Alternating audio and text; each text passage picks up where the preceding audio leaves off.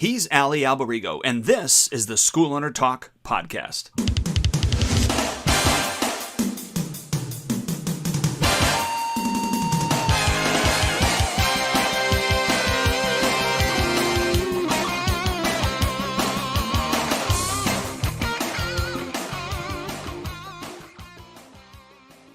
Hello again, Dwayne Brummett here with Ali Albarigo, SchoolOwnerTalk.com.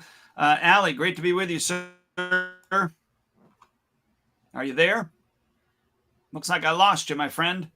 See if you can log back on and log off and log back on if you could. Well, anyways, we've got a great podcast set up for you today. And in this podcast, we really talked about, Ali and I did, with regards to, the time that it is right now with back to school marketing strategies for you. So connecting with the school system is what we're going to really talk about today. And before we get into that, it looks like Ali's trying to get on now. Ali, yes. Hey, are you there? I am. Okay. It looks like, there you go. Perfect. So I was setting the stage, letting everybody know that we're talking about back to school marketing strategies in this part one, because we're going to do a second part next week. But in this part one, talking about connecting with the school systems. But I wanted to kind of lay the groundwork first before we get into any tactical things to connect with the school systems, is the fact that, I don't know about you, but when I first got into martial arts with regards to teaching and having a studio and those type of things, I didn't know anything about marketing. Did you? I did, but I owned a landscape construction company beforehand. Okay. However, though, here's the caveat. I didn't use any of those marketing skills to market my school because I thought that was wrong. Really? How come? I thought, you don't want to be a McDojo. Back then, the word wasn't even around. You don't want to be a sellout. You should never talk about money, programs. It was like a big secret. The business side, in my eyes, was something that you didn't mention, talk about, be a part of, and you just taught. You were there to teach. You were a martial artist. That's what you did. So I didn't use any of my marketing skills that I had, and I had run a close to $1 million company a year for landscape construction, sometimes more. Okay. All right. That's funny. And now looking back, do you wish you would have implemented? Definitely. It didn't take me long, probably about a good two years of running a school before I had my eyes opened by a friend. Okay. Yeah. He kind of was like, what are you doing? Like, why don't you do it? You know what you're doing. Like, why aren't you, growing your school, talking about business, yada, yada, yada. So I had to really change my mindset when it comes to the martial arts, almost like a whole reprogramming. Yeah. So the interesting thing to me was we did advertising. We, would have a demo team. We'd go and do demonstrations, all those things. But it wasn't, I can't remember who opened my eyes up to this. I knew the school system was where all the kids were at. Right. And so just like everybody else, I'm like, okay, I need to get in to do school speeches and do those so that I can get all these students. Yeah. And before I go into the problem that I had with that, let me just back up and say, when you are, especially for us, what's your percentage with regards to children and adults in your school, would you say? Depends on what you categorize adults. Like, we sometimes in martial arts schools categorize adults with the class, not necessarily the age, meaning like, this is my adult class from Friday night from 7 to 8. And then we'll put 12 and 13-year-olds in that class. So like, I think that actual adult membership in my school is maybe like 25%. Okay. Youth is the next big group. That's 7. By the way, in our tournament circuit, the biggest, most popular group of competition in every school, so we know by our divisions and how many people sign up, is 7 and 9 and 10 to 12. That's the largest groups. Those are the groups where we'll have 50, 60, 70 kids competing in the division. So all schools are top heavy in that area. And then the adult enrollment is a lot slower. Yeah, well, you're doing more than me because I have probably like 4 or 5%, but I've always Wow. been a kids-based school. Yeah. So I wanted to preface that, not that if you have more adults than like Allie does than I do, not that you can't use these concepts, but Right. I had somebody, and back in the day it was called target market, right? Who's your target market? Now it's your avatar, right? It's just the change of words. What's your avatar? Who are you trying to attract? That type of thing. Mm. And I think that they both have different definitions to a certain degree, but they basically are coming down to the same thing. So I just wanted to throw out the vocabulary, the language, and identify some of this stuff as we go forward, so that nobody's confused. Because I know, remember we did a podcast on I can get you 100 leads, Right. right? Yeah. Yeah, and that's all predicated on the fact that what a lead means. Hmm. So I think it's good to define the definition, because there's a bunch of marketing companies out there that can get you 100 leads. That doesn't mean that there's 100 trials. Right. Right. So understanding what the vocabulary is first, I think, is important, just so that we've got a framework to work from as we move forward. So with that being said, I don't know who told me this, but they asked me the question, who has a list of your target market? Right. Right. The people that fit the avatar that you want to have in your school. And I thought, well, school systems do. Right. But I thought to myself, well, I'm already doing probably 25, 30, 40 speeches a year at schools. And I'm getting known by the principal, assistant principal, the teachers. It's good to see my own students. It's good for me in there and all those things. That was great, but I wasn't seeing a return. At least I didn't feel like I was seeing a return on my investment. Right. So to me, that was brand advertising. Mm-hmm. I was Pepsi, I was Coke. I was spending, rather than money, I was spending my time being the brand of my school, getting in front of everybody that I possibly could get in front of, so that I could be known more. Because I thought, well, if a teacher has a parent-teacher conference and says, look, your child needs some self-discipline, or they need some focus, or whatever, I know a guy that can help you with that. Right. That's what I thought would happen, more so than what it did. Mm-hmm. Now, I know you've done school speeches, those type of things in the past, and I want to talk about that as one of the marketing strategies, but not the only marketing strategy. Right. Would you agree with that you had similar or same results? I have never, ever been able to tap into the school market in my area. They're very protective, and maybe not so much where my school is located now, my second location now, that's the headquarters, and I switched it over, but more so my main headquarters was in the town that I grew up in and went to school at and graduated, right? They would not let us anywhere near the students. However, though, it pisses me off, but it made me smile, was one of our guests that we interviewed is Shian Mike Bogdansky, actually came out from Putnam, New York, in Connecticut, or Putnam, Connecticut, and he actually did a speech at my high school, literally a quarter mile from my school. He just got in, and it was a connection, but for some reason, being that I ran a school in that area, they wouldn't let me in the door. Wow. I don't know if I turned someone off, or maybe they looked at your high school record. Yeah, they looked at my email. Oh, definitely, that would have definitely kept me out of the school system. But I think, though, that it was because they knew that I'd be trying to get students out of it, so they fought that tooth and nail, which I just didn't understand. So, yeah. So, but I stopped school speeches years ago when I had switched over to what I want to talk about today, one of the marketing strategies. But that being said, I am going back to offering school speeches again this year. And so one of the things that I'm going to do is I have a letter that I'm drafting up that I'm going to give to all of my students and say, hey, give this to your teacher. And if you would like me to come in and speak to your school or your classroom, Right. type of thing, and then give them some different speech topics that I operate on, and obviously let them know that there's more topics. So I am going to get Right. back in. I'm going to start doing more school speeches than I was before, because there's a whole, like, it's shifted. There's a whole bunch of new teachers in Yeah.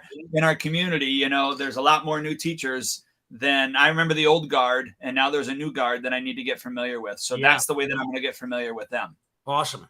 Awesome. So on top of that, we've talked about this before in previous podcasts, but on top of that, our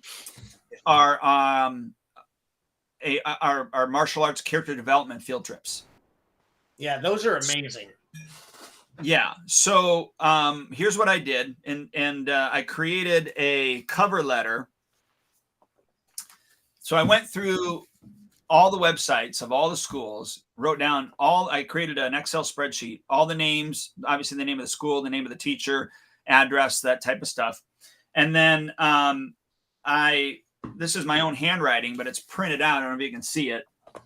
Yeah, you can. It's kind of small, but you could see it. Yeah. So I put it on yellow. It's yellow paper. The yellow lined paper. Like the yellow notepad. Yeah. So this is all my handwriting, but it's in print form. So it was all printed, even with my signature and everything. And then basically, it says, "Dear," whatever their name is. I hope you had a wonderful summer. Are you ready for the 2023-24 school year? Are you excited? I hope so. And then it goes on a little bit more, introducing myself. And then I created a booklet, and it's just you fold it over. It's one sheet, and it's a booklet that I'm going to put inside of the manila folder. Great. Right. And the booklet is on the field trips and how it's a free field trip for them, yada, yada, yada. And then to make some lumpy mail, I created a pen with our logo on it, with it's got our field trip website address on there, but then it also has a quote, and it says, it's the teacher that makes the difference, not the classroom. Right. Nice. So I took only 20 of them to the post office. I want to mail them. So the guy at the post office says, "Well, it's got a pen in it. It can't run through the system. You've got to put this type of stamp on. It's going to cost you $1.06, each one." I'm like, "Okay, that's fine." And so I mail it, come back the next day, I'm going to do another 20, because I don't want them all to show up at every single school all at once. I want to drip them. Right. And so I go to a different post office in my town, and the guy says, "Well, this is going to be close to $5 each." I go, "What?" He goes, "Yeah." I said, "Well, let me think about it." And I thought, okay, he probably just didn't know what he's talking about. So I go back to the other one, the one I was there the day before, and she echoed that same thing. It's going to cost about $5 each. And I'm like, "Well, there was a gentleman here yesterday, and it was $1.06. And she said, "Well, that's completely wrong. The weight of it, the measurements, it's $1. It's just under $5 for each of them." I said, "Well, I'm thinking I've got almost close to 150 of them, that I was going to mail out. There's no way I'm going to mail out 150 of them for that price." So all that to say that I'm still putting them all together. I'm just going to go and deliver them to the school and say, "Hey, this is a gift for the teachers, for starting school. I want to encourage them," and drop them off. So, you know what, though? Let me just give you a tip, though, Mark. And when you do mass mailing, there are a few different ways to mail media. And if you do it as media, which is marketing, advertising, there's some cheaper ways to send it out depending on the content. So definitely ask them. Always say, what's the cheapest way to do this? Is media marketing cheaper than regular mail? Because first class postage is always very expensive. But if you do media marketing, or I forget what it is, if it's not marketing, it's just media, it's usually a lot less expensive. So that's how I mail out our tournament packets. I do it the cheapest route, which is around $1.49 or something like that. Okay. Yeah, I mean, I just wanted them to get it in the mail. Yeah, it's a nice thing. I can drop them off. I mean, the front desk is going to have to sift, sort, and screen them anyways. Right. Either way, whether they come through the mail or not. So I figured, well, this will save me a little bit of money. But this should boost our martial arts field trips for this year. Okay. You know what I'm saying? Yeah, that's fantastic, though. I've always been Like, and listen, I'm listening to you, and I want to be honest with the listeners. I'm hearing in my head, hey, Allie doesn't want to do this stuff. Like, he doesn't want to do field trips. I certainly, absolutely, without a shadow of a doubt, do not want to go to schools and do school speeches or special guest visits. I wish I had someone that I could send. That would definitely be, I love what you do. I give you so much credit for that. But I love your field trip idea, because that is different. They're busing to you. That I could do. Like, they're coming to you. The teachers are coming, the students are coming. Can you explain a little bit more about that? Yeah, absolutely. So a teacher will book a field trip, or at least they'll go on the website. And if anybody wants to look at the website, just go to tristarfieldtrips.com. So TRISTAR field trips, plural. I think it's plural. Look it up for me if you would. I will. Sure, if it's not plural, then it's singular. I'll look it up while you're chatting, and then I will Okay. put it in the link of the page. Okay.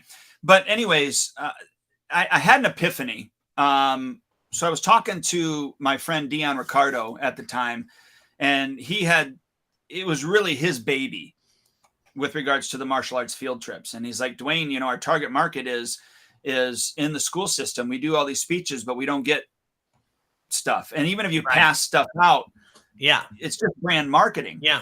And what we should do as martial arts school owners is not that we shouldn't do some brand marketing, right? Especially ones that don't cost us money, but only cost us time, even though that is one and the same, but it's a little bit different. But we should do direct response marketing. Right. And so in order to do direct response marketing, you want to create something that somebody's interested in. They raise their hand, and then you send them the information, right? And then you follow up with them. That's in a nutshell what direct response marketing is. So by having a captive audience, getting the teacher to raise their hand and say, yep, we'd like to do it. We want to bring 2 classrooms or 3 classrooms. I tell them how many I can, handle, up to, I think we can do up to 70 or 80 kids in one sitting.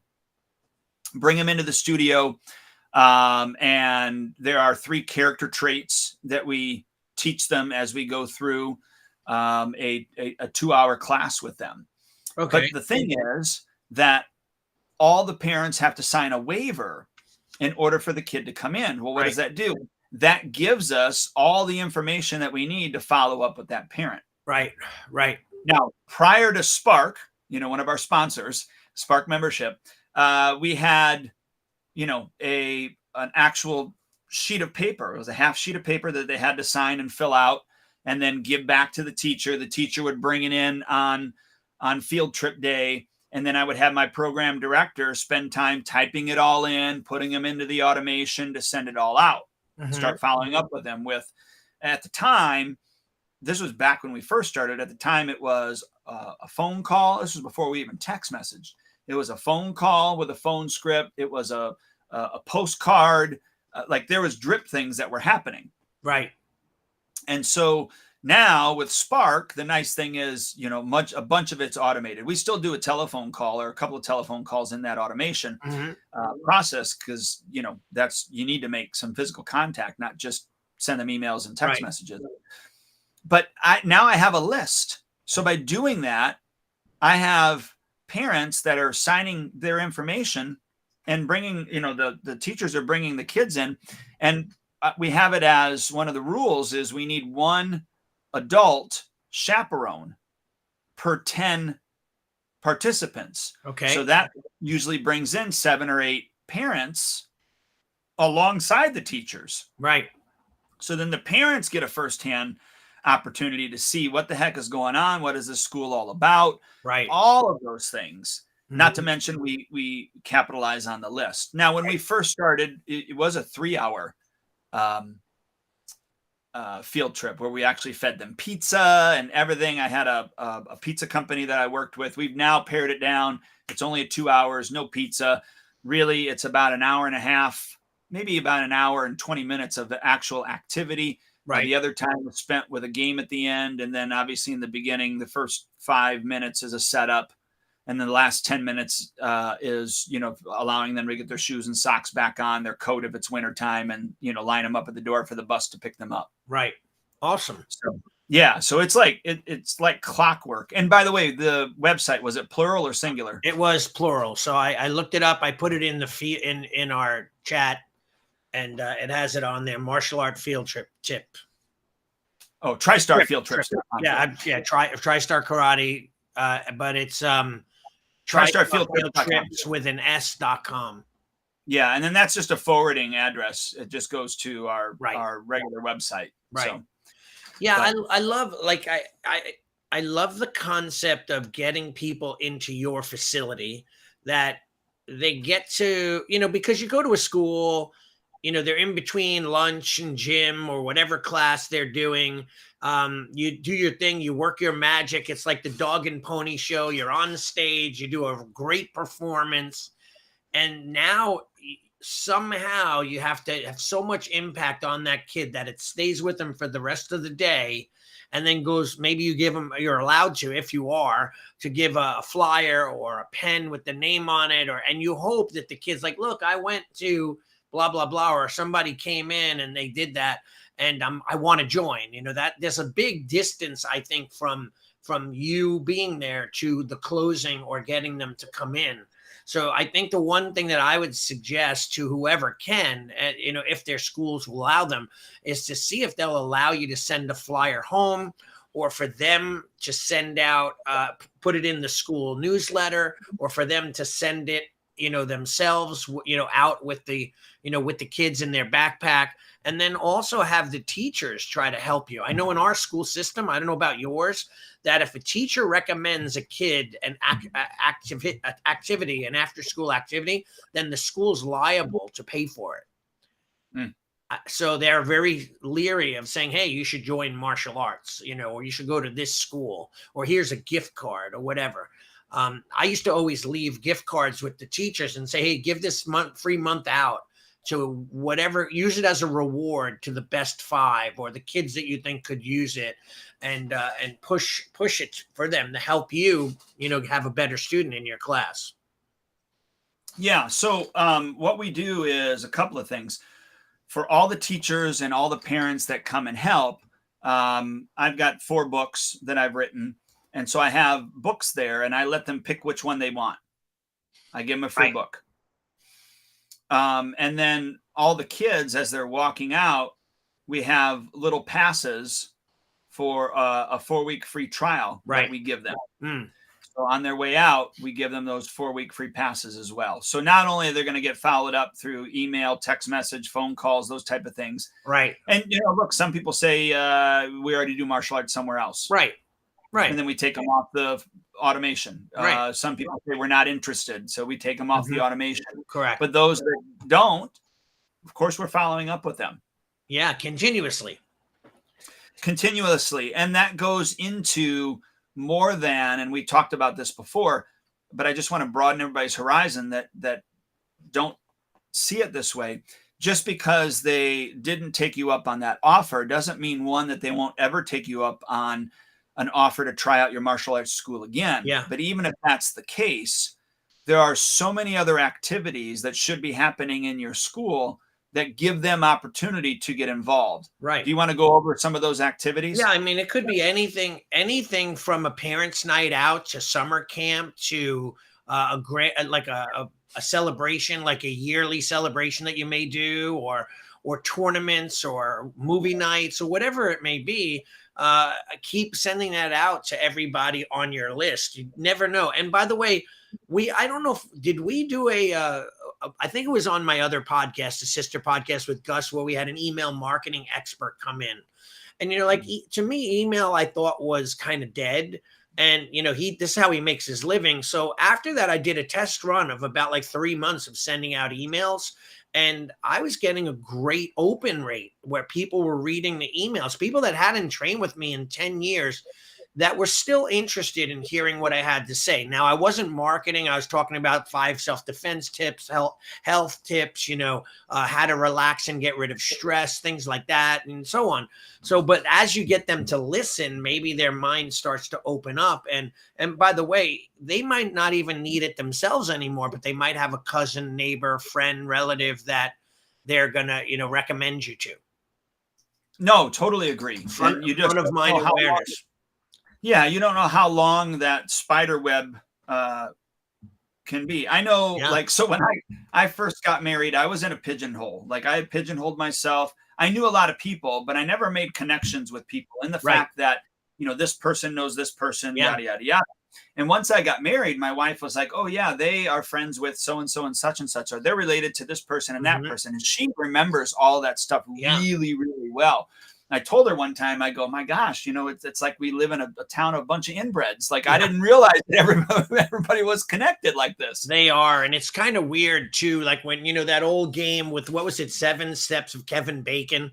I forget. Like, Oh, yeah. yeah, where like you name a movie, and within 7 steps they could always connect one actor who to another actor who was in a movie with Kevin Bacon, right? And that actually has been proven genetically that within 6 to 8 steps that people are somehow always connected genetically through family line, and you'll find that if you just look deep enough. So that that goes back to like referrals. When you ask people if they know anyone, they'll say no, but meanwhile they know so many people if they only know where to look for the people. Yeah, exactly. So the martial arts field trips, anybody has any questions on it, reach out to me. If you want to implement it, let me know. I've got a whole um like a whole plan. Like, I have Right. my curriculum. It's all written out, even the less like the what we do from this time to this time, the mat chats, all of that.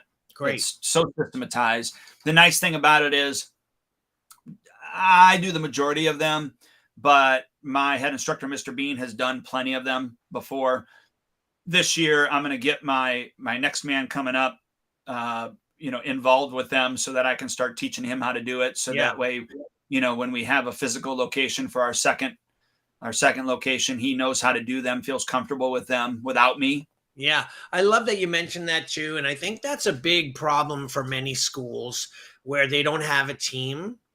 They don't take the time, like you're thinking ahead, like I'm going to build this guy up and that guy up to do it, right? You're already training, explaining, getting them to be a part of it.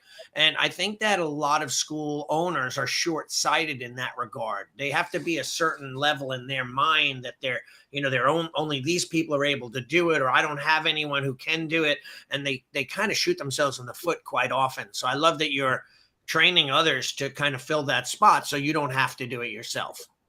Well, and I had to come to the realization that yes, in my mind, nobody can do it as good as me. Right. But if I'm able to train somebody to do it 80% to as good as I think that I'm actually, Right.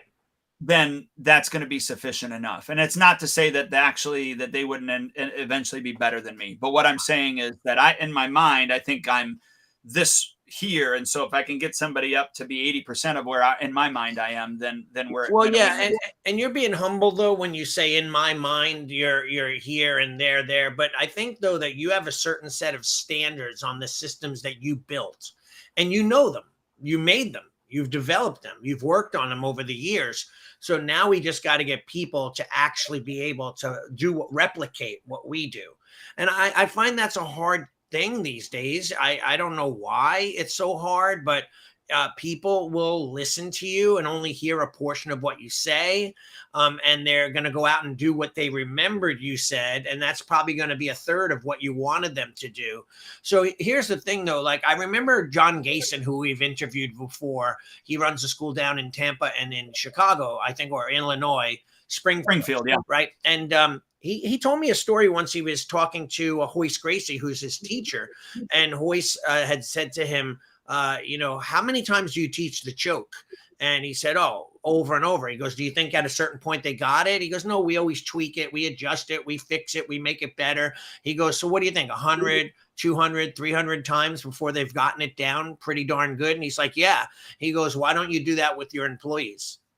Yeah. right? Because we kind of give them the info, teach them the info, push the info across the table, and expect them to perform. And then I think we do feel a little embarrassed when we're trying to look for them to prove themselves and remind themselves, and and stay on top of it and do certification and be better at it, right? So I mean, but we don't feel bad about that when it comes to their belt level. Right. We want them to remember their white belt techniques when they're a black belt, but not all of them do. So we have to constantly drill it and train it. And that's the same thing with building these people up, like you had just said you're going to do with your system. Yep, absolutely.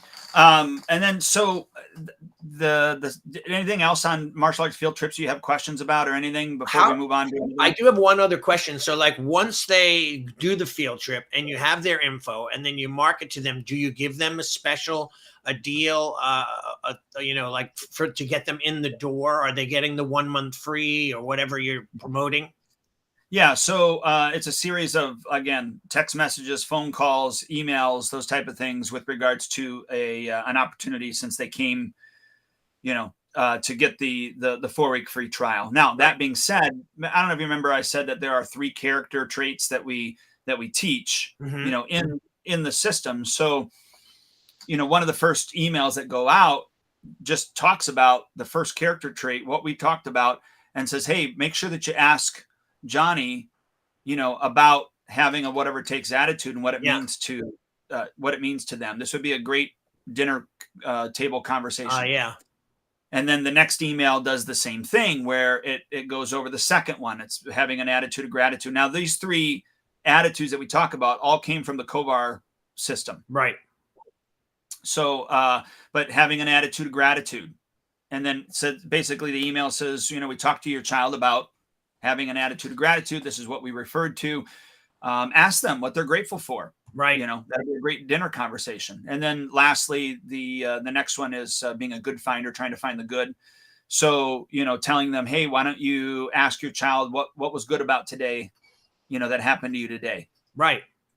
So the emails aren't just, hey, here's a free trial, here's a free trial, here's a free trial. We really go back to those. And then there is, for the teachers that set these up, we also have an email and text messaging follow-up system for them, where it just re-educates them on the things that have gone over and saying, hey, if you have time in your class, bring up about having a whatever it takes attitude and ask your classroom, who's going to have a whatever it takes attitude today. All right, let's focus on that as we learn today. And then having an attitude of gratitude. What are you grateful for, this week or whatever it is. And then same thing with the good finder. So we're marketing and following up with not only just the parents, but then also the teachers as well. And then with the teachers, of course, they are tagged correctly in our system so that we know that they're a teacher, so that we can re-invite them again next year when it's time to do another field trip with us. I love it. Yeah, and hopefully that teacher will have obviously they're going to have a new school year, new, group of students. And if they loved what they did with you, they're just going to keep on doing it. Plus it gives them a break in their routine, and it, frees up their schedule somewhat so that they can bring them to you. That's what happens. We actually have a camp that it's called Tutor Time in our area. That's like a daycare summer camp. And they bring their kids every day to kind of like a different place. So they contracted me, and they come in on Thursday for like an hour and a half, 2 hours, and they do class with us. So, of course, that turns into a bus ride and a there and back. And it kills a lot of time for the counselors where they don't have to really do anything. Yeah. Yeah, absolutely. And, just to show appreciation to the teachers is a nice thing. Yeah, absolutely. So, and then when you create that list of teachers, you then can, when something comes up, because this isn't always automated, but when something comes up or you learn something or something inspires you, you can always send it a text message to all those teachers and say, hey, educators, hey, educator, I just saw this, thought about, you as a teacher, and I thought this might be something that would be interesting to you, and do that periodically when it hits you. Yeah. Okay, cool. Very cool. So some spontaneous things, if that makes sense. It definitely does. Like, I think that the biggest problem with businesses is inconsistency in marketing, right? We think about martial arts schools. If you think about in seasons, it's spring, summer, fall, holidays, New Year, right? That's the thing. And we have to look at it. Like I just pulled up the difference, like our calendar from now until the end of the year. We have Labor Day coming up, Columbus Day, Veterans Day, Thanksgiving, Christmas, and New Year's, right? These are all things that we could be talking about promoting on as well. And I know you wanted to talk about other ways to have a killer end of year and back to school season. Yeah. Do you remember when we had interviewed Michael St. John from Action Karate? Yes. Yeah, and I didn't find. Was it Michael St. John? I thought it was. Yeah. Okay, I think so. Yeah, that was Matthew Brennan, right? And or maybe it was Matthew Brennan. I think it was his brother though. That we interviewed. So we might have interviewed someone else, but they were from Action Karate. Yeah. Yeah. So who was that? I forget. I don't. We've done so many podcasts. What is this? Our 355th podcast or 6th today? Yeah, how do you spell Brennan? Brennan, I believe. Brennan. Yeah. Yeah, I don't see it. All right. The reason I brought it up, anyways, it was somebody from Action Karate, and they had spoke about. I want to call it maybe adopting a school. But remember when it was definitely Matthew Brenner. It's Brenner, Brenner. Say that again. Brenner.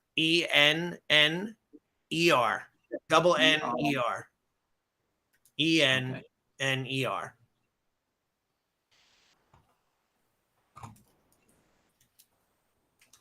All right. Yeah, I was just trying to find that podcast. But anyways, I'm going to find it.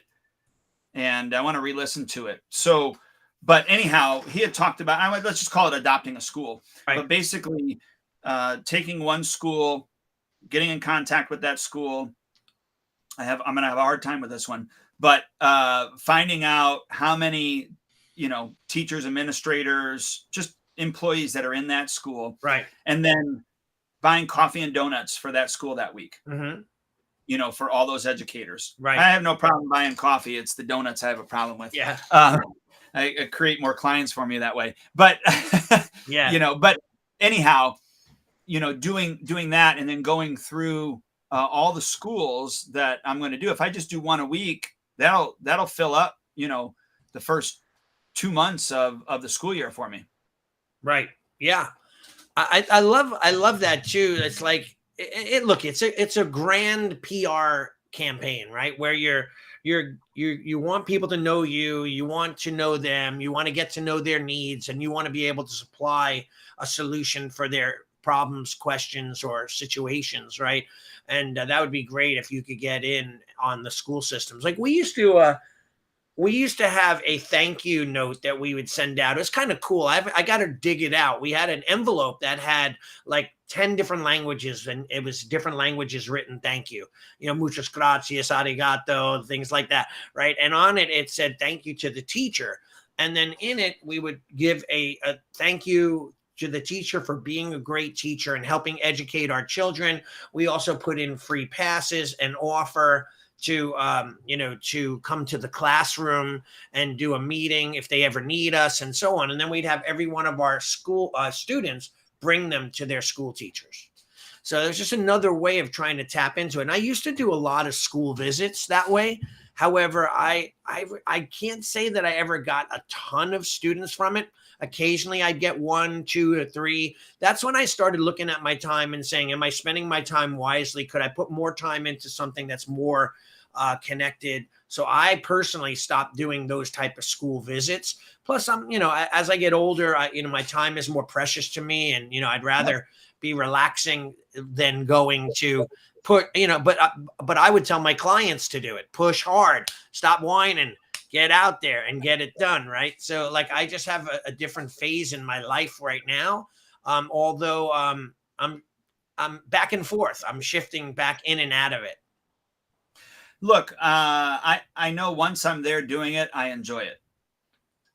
and I know that it's beneficial. So like, even for instance, I do have a field trip coming up on Thursday.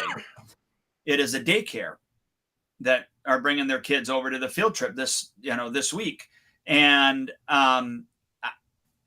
I know the amount and effort that I'm going to need to put in on that day for that field trip, but I know the results of a field trip for me. You know what I mean? So Right. it's going to be well worth it, even though I don't know that I want to spend my time doing it. Yeah. I have to. I hear you. I know. And that's the thing. You have to. All these things are absolutely necessary. So like when I coach and I have a select group of coaching clients that I work with, I will always say to them, like, and then a lot of them will respond. They'll go, I don't have the time. I don't have the bandwidth. I'm too burnt out. But I will say to them, listen, you have to find the time. You gotta go out there and do it, because back when I and you first opened our schools, we did everything you could possibly do. There was no rock unturned in my town where I wasn't marketing on. Buses, I had billboards on the bus seats and the bus terminals, on the back of receipts, and all of that grassroots kind of hard print marketing. A lot of it I don't think really even works now, but at the same time, there's a lot of things that we could be doing that doesn't take much effort at all, that will bring us people in. Like, for example, on my desk in my lobby, I have a bucket filled with VIP passes for 1 month free. So every time a parent comes in and they talk about, hey, do you have can we bring our friend? I say, take 20 of those passes. And then periodically, quarterly, we will do student drives to get more students in the door. And we'll get all the students to hand them out to their friends. Everyone who comes in, it ties into our referral program and all that stuff. So I think those, VIP passes, holiday passes coming up, you have a Halloween party, a Halloween passes where you could get them printed. In fact, my company does really inexpensive, cool passes. You could buy like 2,500 of them for real cheap, and just give them to every student. It's funny, Dwayne, I have some schools that will go, well, I only got like 1 or 2 people out of it. It wasn't worth it. I'm going like, well, 1 or 2 people, number one or 2 people probably is worth $3,000 in student tuition value, but those 2 people might refer another 1 or 2 people. So you got actually 4 for your efforts. Isn't that worth it financially? Like if you ran an ad in the paper, you'd want to have 100 people call you, but if you only got 2 that signed up, it's still paid for the cost of advertising and you did well with it. Yeah, absolutely. Well, you got to spend money to make money, don't you? Yeah, I think though that a lot of times people don't understand that concept, because if they're going to commit to a marketing campaign, commit to me doing Google, ads for them, they want to see results every single month for the money spent, or else they feel that they're wasting their money. When the reality is that you got to do stuff consistently for it to pan out so that you benefit from it in the future. Well, okay. So I'm putting 150 of these packets together. Right. I bought 200 pens. My 200 pens cost me, I think it was 200. Let me see order details. $133.81. Right. I'm looking it up right now. Let's see. Okay, it doesn't give me the quantity at the moment. I'd have to look in. I think it was 150 pens. So okay. Otherwise, it was 200 pens. But whatever it was, $133.81. Right. After buying all of the manila envelopes and doing all the printing, I'm not factoring in my time. Right. Because I'm handwriting these envelopes. You can see this box back here. Right? Yeah. I'm handwriting these envelopes. Mm-hmm. So, and I could have my staff do it, but I want my handwriting, which is on the yellow sheet as well. Right. I want it to all be congruent.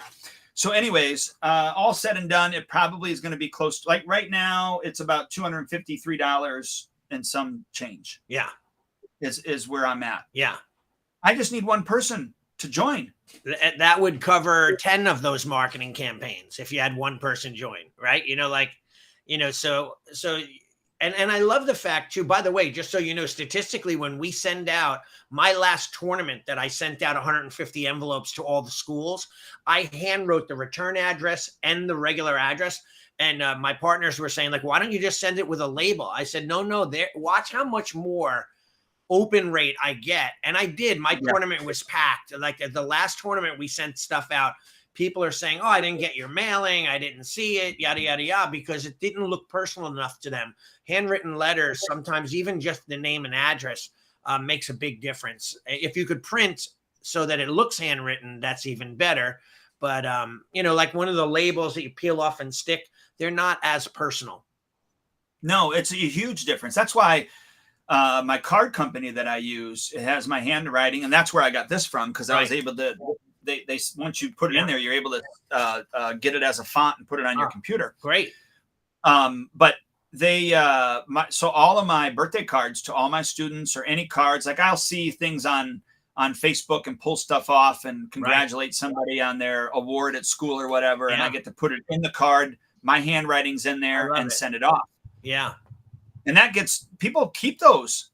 They do. Like a handwritten note. Like I remember one of my black belts, he trained with me for like 25 years. He doesn't train any longer, but we still stay in touch. He has everything, even sticky notes that I wrote to him. He saved them. And my teacher too. I have all my notes from my teacher, handwritten notes, things that he wrote on a napkin to show me the lineage. And then he'd crumble the napkin up and throw it away, but I'd grab it and flatten it out and put it in my book. Like, so that stuff means a lot. That personal communication, I think, is very, very important, that we tend to overlook that because we get caught up in the, hey, modernization, let's do it efficiently. Let's do it the quickest. Let's do it the most efficient way. Sometimes that just doesn't cut it. So I like what you're doing. I think that that's awesome. And I would just encourage us as martial arts school owners to really think about, you know, who has access to the students that we want. Right. And how can we collaborate with them in a way that we also get access to that list in a morally and ethical way. Right. But how can we do that? There's so much of that going on around us that we don't even realize.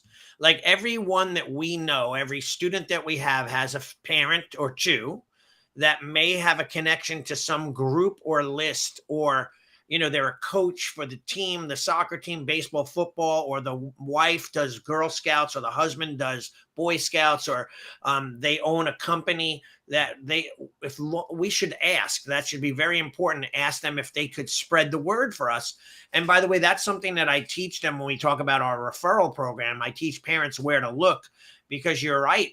Sometimes they don't know, and they have access to such vast lists. I'll tell you a quick story. Like, you never know who you know, right? So I had, back in the day, we're talking 20 something years ago, I was wanting to act in TV shows and things like that. So at the end of my class, I mentioned it to my students. Oh, I'm going to go and try to do an audition tomorrow for TV. And the guy said to me, oh, you want to act? My student, I'm like, yeah, I would love to. He goes, oh, I'm the casting director for Guiding Light soap opera. I'm like, he goes, would you like to be on the show? I go, yeah, I would love to audition. He says, no, would you like to be on the show? And I'm like, yeah. He goes, give me your headshots. If you have them here, I'll just put it on the guy's thing. You'll be on next week. And I got on like 3 episodes of Guiding Light from him because the connection, he's the guy, right? But I didn't know that. Like, and so you never know who you're sitting with. Like, you might have the most incredible influencer in your dojo, and you might not know it, or a parent who's a marketing guru, an expert in your dojo. So I think that that's important, to try to find out what's going on around you. Even if you send out a questionnaire, or you ask them when they sign up what they do for a living, what their expertise is, if you have any synergistic opportunities between you. All of what I'm mentioning, though, takes a lot of work, but that's what we need to do if we want to succeed and really kill it. Yeah. So I would just encourage the listeners to think of ways that that you used to use, because some of us get in that where we just don't use it anymore. Right. That you used to use to get into the school systems, that you have never used to get into the school systems, and really try to utilize that. And this, for me, with the martial arts field trips really sets up for my April, because in April we do a teacher appreciation awards night. Mm-hmm. And so the students bring in their teacher or their Right. favorite teacher of that Right. year. Right. And we award them, and we can talk about that later. We've talked about that in previous podcasts, but we could hit it again next year. But that also creates me more of a list of teachers to market to for the martial arts field trips. So it works synergistically all around throughout the whole year, if that makes sense. It does. Have you ever thought of, and I don't know if this would even be feasible, but have you ever thought of maybe going to the higher like colleges and places like that? Do you think they're too old for that, or like for them to come and as a group, or do a self-defense program? I used to teach a program for a local college here. I started my school in a local college and then opened up my first location, but it was something that I've got my 10 most incredibly core students from that program. So can we maybe reach out to colleges too, see if they need you to come in and do women's self-defense or conflict resolution or whatever? That's another market I think that we maybe are ignoring as well. And then with those, would you charge them? You could, I'm sure they have a budget, right? But if they're private clubs, maybe not. Then they might not have a budget. But I think if the school system has a budget, they would probably pay you for your time. Because I have, I just got off the phone today with an individual. They work at one of the behavior modification schools here in our area, and I've taught her daughter martial arts before. Oh, okay. And they're looking to do a martial arts program there for what is it, grade 6 through 12. These kids have gotten kicked out of school. Oh, okay. And so there's some behavior things, there's some mental things, there's some, all the above. I mean, they're not special ed, but they should have an IEP, but they don't. Right. Does that kind of make sense? Yeah. And so we're negotiating right now in the time frame, the amount of money, those type of things. Just like I didn't do it last year, but almost every year I do a Head Start program where I go in and I teach in their PE class. Right. And I end up spending the whole day there. But that is a lucrative opportunity for me. And I think too, we miss out on a whole nother, and by the way, this is kind of like a double step or triple step opportunity where we could maybe do some educational training for school teachers, and not necessarily going in and teaching the kids, but actually teaching the teachers. And because there are a lot of techniques that we use that, by the way, I have a lot of educators in my school, parents that their kids are my students, and I don't want to say they're clueless, but they don't have a big arsenal of tools that they've been taught on how to deal with, disguising repetition or getting kids motivated or keeping them focused or whatever it may be. And a lot of what we do on a day-to-day basis is just such a great thing for them. So that's another area that we could be teaching. Like it's a tough thing now. I have a friend who just said he just taught. He actually has a camp today too, but he taught yesterday. He had like 100 kids in whatever program. It's like a YMCA/PAL program. And he said it's difficult now. It's way more difficult to teach kids than it was 10 years ago. Maybe it's attention span or lack of motivation or lack of respect or focus, but it's harder. I do think it's harder. Yeah, I would say it's probably D, all those. Yeah, absolutely. It's all the above. I mean, don't you find that in your school now? The discipline, attention, all of those things are more of an obstacle. Every day I'm reminded of why I want to retire, but I do love what I'm doing so much that I don't retire. But I mean, I'm being a little sarcastic with that, but I would say that just teaching the majority of people, I mean, we're talking kids through adults. They don't have that drive, that focus, that attention span.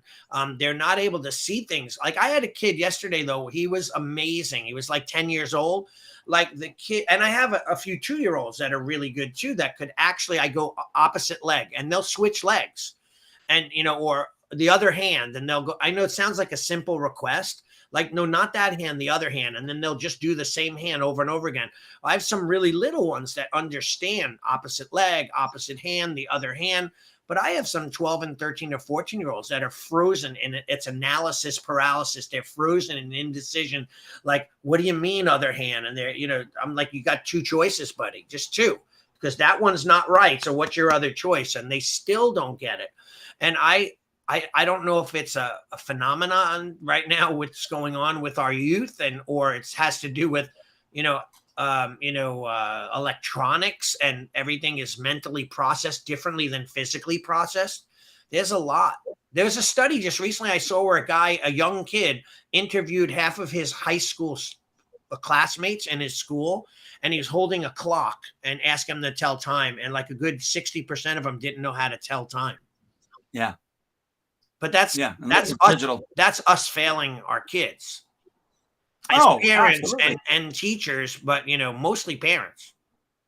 Yeah, no, totally. Right. So yeah. Well, I can't wait till our next podcast to kind of dive into this next topic for September, what we're doing, and we had great success last year on it. So I look forward to next time. I'll dig out my 30 back to school ideas, and so that we can rattle them off and discuss them quickly, so that people have like an entire list of things that they could be doing to remember. It's August already, right? This podcast is coming out. It's August 9th.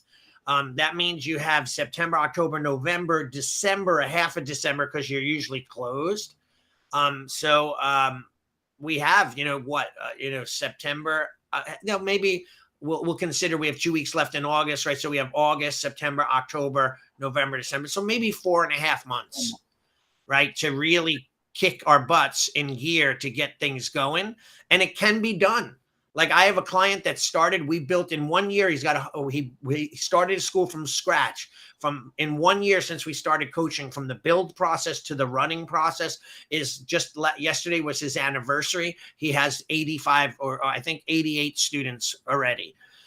He just did a summer camp with 17 or 18 kids. There's like over 12 grand in billing. Small school growing real quick and rapidly because he's doing everything correctly. And I'm super excited that technology is out there. You and I share so much info that probably worth millions. No, agreed. Awesome, dude. Very cool. All right. When we come back for our next podcast, I'll be fresh off of going to the Spark Ignite convention down in Florida. So, well, fill me in on that too. I will. You got it. All right, buddy. Good seeing you. I'll see you later. Everybody, take care. Bye. Thank you for joining us for another episode of Martial Arts School Owner Talk podcast. This would not be possible if it weren't for the support of our amazing sponsors. Please check out Elite Insights for all your website needs. They can be reached at eliteinsights.com. Add Health Coaching, helping school owners create a new and easy to implement revenue stream for your school. Visit addhealthcoaching.com. Lead Hunter Media, your online digital marketer and content provider. Visit leadhuntermedia.com. Academy Kings Growth Consulting and Management Group. They can be reached at academykings.com. And Spark Membership, hands down the best martial arts software for school owner management on the planet. They can be reached at sparkmembership.com. We will see you next time.